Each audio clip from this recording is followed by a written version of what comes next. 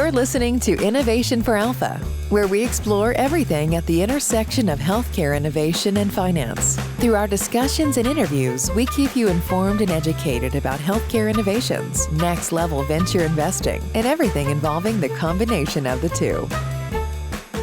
Hi, welcome to the Innovation for Alpha podcast. I'm your host, Tobin Arthur, and I'm joined today by Matan Magril, who is just an incredible guy. We're going to have some fun in this discussion today, and I am really excited to introduce him to all of you. Matan, welcome.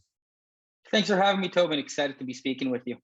Well, it's hard to even know where to jump in because you and I have had a number of discussions. You have done so many fun things in your career, but maybe just give everybody a snapshot of how you started your career and some of the things that you've done over the years. And then we'll kind of move things more to the present. Sure, I'll give you the abridged version because if I was to give you the entire story, we'll have a 2-hour podcast. I actually started off at HSBC in their rotational investment banking program. I think it was on my second day there that I realized that I was a lot of things, but an investment banker wasn't going to be one of them. It took me another 7 months to leave HSBC, and I was presented with an opportunity by a very dear friend of mine who was based out of Shanghai at the time. Mind you, this was the height of the recession. We're talking 2008. So I guess it was a smart decision to be leaving HSBC at the time. But my dear friend Travis Sheff was based out of Shanghai. He had the clever idea of starting a business in China when everything over, in our side of the world was looking very grim. And his idea was to start the first large music event, Western music event in China. And he kept badgering me to come over and join him in Shanghai. And I took 2 suitcases and he met me in Pudong Airport. And we initially started trying to create Shanghai's first electronic music festival. Very quickly realized that wasn't going to happen. We were going to have to take baby steps. And that's what we did. We started with an artist booking agency, the name of Imperial Entertainment. We started bringing Western artists over to tier 1 cities in China. That business evolved into a full event production business. We were doing a lot of really large events all over Asia with a concentration on tier 1, tier 2 cities in China. After 2 years, Travis left for law school in Boston. I didn't have enough of Shanghai quite yet. And I was a part of the founding team of Advocacy Asia, which was China's essentially first word of mouth marketing platform. We were bringing over FMCG, Western conglomerates to the Chinese market via a platform that we created, which was inducing organic word of mouth on behalf of Chinese consumers. I did that for about 3 years. That company was acquired, at which point I too had enough of my China adventure and I moved back stateside. I relocated to New York. And it was then that I founded FoodieTrip. And FoodieTrip was a love at first sight for me. It was a business that I started because of my love for travel and more specifically, my love of trying different culinary experiences abroad. And essentially did exactly that. It was a marketplace which connected local food guides with travelers all over the world in order for those travelers to eat like locals instead of getting stuck in a McDonald's branch somewhere. Raised a couple of institutional rounds for FoodieTrip. Company's still very much alive and well. It was during my time at FoodieTrip that I was surrounded by a whole bunch of very clever entrepreneurs, people who were introducing really innovative IP into their specific verticals, people who really knew what they were doing. You could call them subject matter experts within their individual fields. They were on top of their operations. The one common challenge that they were all facing is a lack of understanding of the capital raise process. They either didn't have access to capital. If they did, they didn't really know how to interact with investors and get their hands on that capital. And that was something that really bothered me. I was seeing too many solid businesses shut down their doors, not because the entrepreneurs at the helm were subpar in any way, but just because they didn't have access to put their businesses on a hyper growth kind of trajectory. And that's when I started a passion project alongside FoodieTrip which did exactly that, helping entrepreneurs initially within my own social circle to create a narrative that was an investor-facing narrative, to articulate that narrative into a wide variety of investor-facing collateral, whether it was pitch decks or financial performance, or one-pagers, et cetera. Once we got the attention of investors via those pieces of collateral, we started helping them with deal structure. What investment vehicle were they going to raise in, valuation reports, et cetera. And then finally, I started doing kind of deal flow, right? I had a lot of exposure to VCs both here in New York and the West Coast, and I started kind of putting the dots together. That was 5 years ago. That passion project has evolved into what is JetPack today. It's a one-stop shop capital advisory for startups. We're a team of 10. We do everything in-house. We have our own kind of consultants, financial advisors, copywriters, designers, all of whom still very much take part in those three different buckets that I mentioned before, whether it's collateral, investor-facing collateral, deal structure, deal flow, and that's where I am today. I'm at the helm of JetPack. I told you I'll try to give you the abridged version. No, it's cool. There's so much in there. FoodieTrip is just such a neat business because I share the same interest in travel and food. It's almost like Anthony Bourdain meets local travel. Just before we get off that topic, how much have you been able to, go out and travel the world and sort of work on building that? Has it given you a personal opportunity to kind of see the landscape? In terms of FoodieTrip or in terms of my culinary experience? Specifically. Yeah, so let's start with the fact that I've been fortunate enough to live in 4 different countries and 15 different cities so far. Originally from Israel. I grew up in South Florida. I studied in Italy for a time. I spent some time in London, moved to Shanghai, like I mentioned before, Hong Kong. And I always found myself learning or getting some sort of insight into the local cultures by filling my belly and having a beer with the locals in that particular place. I found that was the easiest way to connect and get a true representation of that specific culture. And over the years, I've done culinary centric trips. In other words, trips that were meant only for me to be as gregarious and kind of eat my way through these cities.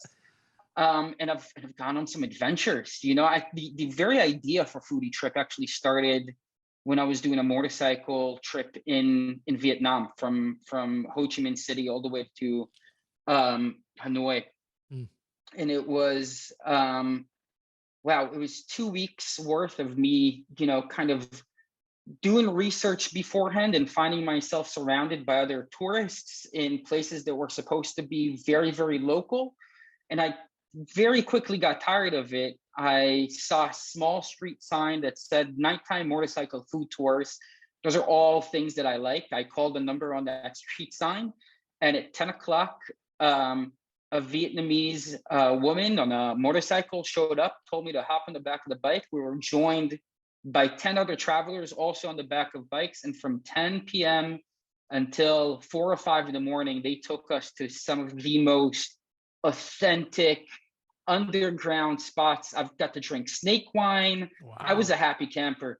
And that was kind of the light bulb moment for FoodieTrip. I said, this is how people need to start traveling. This is, and again, it wasn't just even the connection between us and the locals. It was also a connection between traveler and traveler. Oh. We're all sitting around that table. Sure. And we were all, had the same kind of philosophy: eat, drink, be merry. Let's go explore. That's so cool.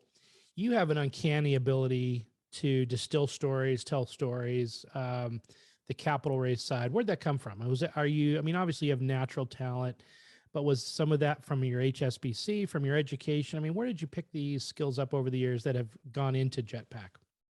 I think let me correct you. I don't think anybody's a natural storyteller. I think a lot of people would like to tell themselves that they're natural storytellers. I think that I've had loads of practice and a lot of trial and error to get to the point where I felt comfortable telling stories, especially investor-facing stories. Wow, it's a challenge, and that's exactly that. I needed to raise rounds for my own companies, essentially in Asia, and then for FoodieTrip here in the States. Mm-hmm. And I very quickly understood the amount of sweat, blood, and tears that is required in order to engage an investor. And I also very much understood that the ethos of a company is something that's very, very important in trying to convert investors. You can have technical facts and you can have traction from here to Sunday. If you can't convey a very, very engaging story to an investor, they're not going to convert. They're human beings just like you and I. So trial and error. And I think, again, on a personal note, it is that the fact that I am an immigrant, I've moved around a lot, I've always needed to be a bit more animated, I've always needed to kind of be articulate in order to maybe fit in socially, maybe kind of get the spotlight on me that wasn't necessarily there to begin with. So I think it's a combination of the two. That makes sense. As you've learned over the years and as you've built JetPack, maybe share a couple things that have emerged as patterns in terms of when you're working with startups, things that you see that typically they may do wrong, or where they're making mistakes, or where they can improve. Are there things that have jumped out where you almost always say, here's two areas where everybody's going to need to improve? Or what comes to mind when you think about some of the patterns? I think let's start actually with the macro side. So I think what we're seeing in the macro side is that a lot of entrepreneurs, especially first-time entrepreneurs, are seeing what's going on in the private market today and go into the capital raise process with the train of thought that this is going to be a 2-week thing, between the time of them sending out, whether it's cold emails or connections, meeting the investors in a pitch meeting and getting that wire transfer into their account. The capital raise process, especially the early rounds, difficult. It's a difficult and long process. It takes a lot of effort. I would say that it becomes a full-time job for the executive team. It becomes a full-time job specifically for the CEO. And it takes anywhere between 4 to 6 months if everything is done correctly. So the very first thing is that we're seeing in JetPack is a lot of entrepreneurs thinking, let's get this done. Let's do this over a 3-week period. There needs to be a complete mental shift going into that process. It's a long process, and the boxes need to be ticked off before any investor is going to write a check. In terms of the micro things, we'll start with the collateral side of things. I think that entrepreneurs a lot of times are too deeply inside the trenches of the story. They tend to concentrate on very, very minor details of the IP. They tend to not necessarily provide a big kind of, hey, this is how the IP is going to be of value to my end user. It becomes a very technical kind of discussion. I'm not saying, but by no means am I saying that needs to go, there needs to be no technical or no, deep dive into IP. But if the investor doesn't understand the big picture of how it is that your customer is going to benefit from your IP, the technicals don't matter. So that's one. The other thing that we're seeing is no call to action. We're seeing a lot of no call to actions taking place, or a very weak call to actions. What is your ask? What are you going to be utilizing that ask for? How is it going to change the trajectory of the company from a revenue, user acquisition, IP development standpoint? Show us what you're going to be utilizing your funds for. Show us how much money you need. Tell us how you're going to be raising it, etc.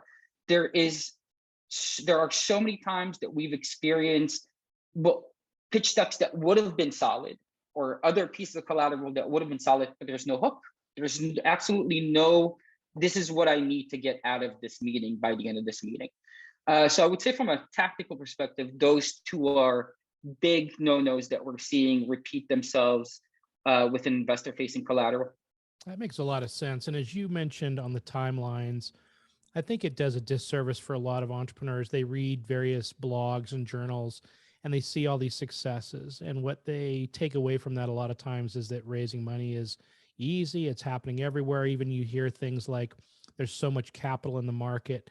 And while that may be true in a macro sense, it still doesn't diminish the hard work that it takes. And as you said, the timelines. And I think that's discouraging, right? A lot of entrepreneurs get going in the process and they wonder, why am I not raising and this and that?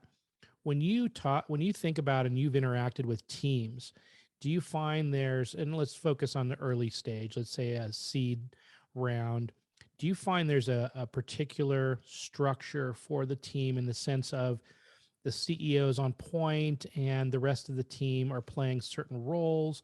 Or do you find it's more successful when there's somebody working for the company that's kind of the point person on capital development? And I mean, what have you seen that's worked? And I'm sure there's different, variations on the theme, but how should the entrepreneur, the CEO, the founder be thinking about best structuring a process for their seed round?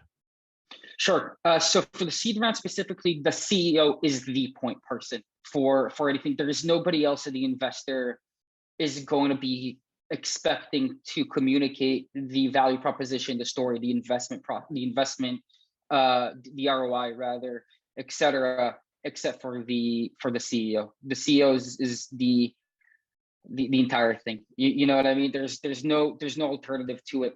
And that's exactly why, by the way, that's one of the reasons why we also coach a lot of the CEOs that we work with post collateral creation in terms of the delivery and the communication, the messaging of the collateral we just created. How is it that we actually, articulate all of that efficiently in front of investors? I highly recommend that that there is no substitute for a CEO in the process. That makes sense. And let's touch a little bit on your point about the ROI or the ask. So what I've seen a lot is that an entrepreneur has a great, let's call it just a widget. They've got some widget that's faster, better, cheaper. And so their pitch essentially is, I've got a faster, better widget. But that doesn't necessarily address the question of how does this become a business or a successful business? And as an investor, how do I get my money out of this business? What's the end game? How do you balance that? Like, how do you think about the fact that they need to focus on what they're building, but that also telling the investor story? That's an excellent question. Vision is very much a part of even at early rounds of the investor facing story. It has to be. And if we get into the tactics of it, every pitch deck does start, with the widget, if you want to call it, right? How does it work? Why is it useful, etc. Every pitch deck that we create also ends with how does this widget evolve into something that is completely scalable and is used by a much larger target demo than the target demo that the original widget actually focuses on, right? Who are your strategic partners to make that happen? What additional IP development do you need in order for that widget to become a platform, right? I'm using the same analogy here. What marketing channels are you going to have to utilize in the future? We don't usually talk about exit strategy this early on, but it should be something that the entrepreneur is comfortable speaking about, off the record with investors. It needs to be a part of the vision. But like I said, it's a very, very fine balance of explain to me how the widget works today and how it becomes a very, very large scalable platform 2-3 years from now. We are building a partnership, which I'm very excited about, between JetPack and Angel MD, and we'll be revealing more about that in the coming weeks. But give us a sense of how you guys work. And one of the things that I love that you guys do is you really understand this space of distilling the stories and getting these into collateral and into materials that are going to help the entrepreneur. It's really just filling up their toolbox. And for most entrepreneurs, and I would venture to say a very high percentage, this is not their skill set. Even if it was, it would take them 5 times longer than it's going to take you guys. But there's a lot of work involved. Walk through just a little bit of that process from when you first hear the story from the entrepreneur to how you guys end up with the collateral package that they need to start pitching. Sure. So I think the very first step is understanding if the company actually needs to raise capital, right? That's the very first kind of evaluation that we provide. We sit down, we hear the story, we understand what the status quo is for that particular company, and then we ask the very basic question: do you need money? And if so, how much money do you actually need? Okay, so those are the first initial questions we ask. And if it's an affirmative answer and a dollar amount that is significant enough to go for a round, that's when we start getting the ball rolling. We start off with an onboarding questionnaire that we provide to the companies we work with, which serves as a data dump for us to understand everything that they're sitting on, everything that's in their heads transferred to our heads, at which point we review that questionnaire, and my team and I start creating a narrative that we believe, based on our market research and an understanding of investors in that particular vertical, would resonate with investors. We back that narrative up with market research that we do internally, whether it's competitive landscape analysis, whether it's a market size analysis, et cetera. At which point we go back and we present a very ugly piece of collateral, right? Undesigned, but has all of the has a complete anchor, I would say, from a narrative content perspective to the entrepreneurs, explain what our thinking, what our logic behind that narrative is, take their notes on it, go back and integrate those notes into the narrative that we created, go back to them once again for another revision round in order to fine tune everything, at which point we go into design. That's the pitch deck process. At the same time, our financial analysts, once we've agreed on the narrative, begin to model out the 5-year projections. And we create these really, really efficient, dynamic financial models, which are very much meant for stress testing on behalf of investors. But the most important thing is that those two pieces of collateral, the pitch deck and the financial projections, are completely uniform in the messaging that they provide to the investor. And basically, from a collateral standpoint, that's the process. It's two back and forths and a lot of strategic thinking on our behalf on what it is that's going to convert with the very specific targeted investors within their verticals. Love it. Talk just a little bit about your perspective, because you see a lot of things. You're in a really unique position, and so you're seeing some trends in the market. What are you seeing right now that's particularly personally interesting in terms of investable companies, whether that's, blockchain related, crypto, whatever, what are you seeing that you like and you're excited about? So for what I'm excited about is going to bore your listeners to death. I've been excited about last mile logistics for a very, very long time. We've cracked a lot of logistics. We have yet to crack last mile logistics, whether it's food delivery, packages, et cetera. We're not there yet. We've been working with a lot of interesting companies in that space that are doing a lot of in-city mesh network delivery. That's their IP. Like I said, in different verticals, whether it's trying to break the monopoly that third-party food deliveries like Grubhub and Uber have, in order to lower delivery times and lower delivery costs for the consumers, and not necessarily hold the supply chain hostage like those third-party food deliveries do. That's my kind of nerdy, area of interest. We're seeing a lot of interest in cyber. Always, we're seeing a lot of interest in cyber. Obviously, ever since the pandemic, life science and health tech has been on the up and up.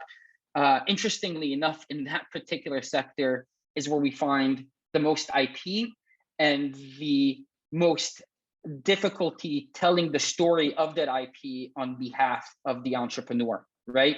You can be a great, doctor, clinician, et cetera, not necessarily be a great storyteller. So we've seen a lot of companies in the health tech space recently.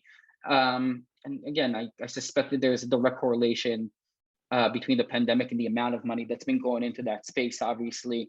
But we're seeing a lot of that on our doors, and that's something that investors can't get enough of right now. Yeah, it's interesting. You actually could combine all three of those, because the pandemic also showcased the last mile supply chain problems in healthcare. And that can be everything from testing, blood testing and various testing. And so it's getting slightly more efficient where people don't have to go to the big hospital to have their blood drawn. It's now somewhat available in strip malls and elsewhere.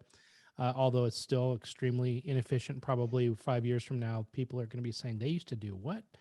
And you could say the same thing about cyber. There's a lot of, particularly cybersecurity. Healthcare is a space where there's a lot of vulnerabilities. We're seeing, obviously, if you crack into certain systems, you've got access to people's health information. Hospitals are very vulnerable. You've got IoT everywhere in healthcare. And so sensor vulnerability, it's going to be a big story in healthcare over the next several years. And we have some companies in our network.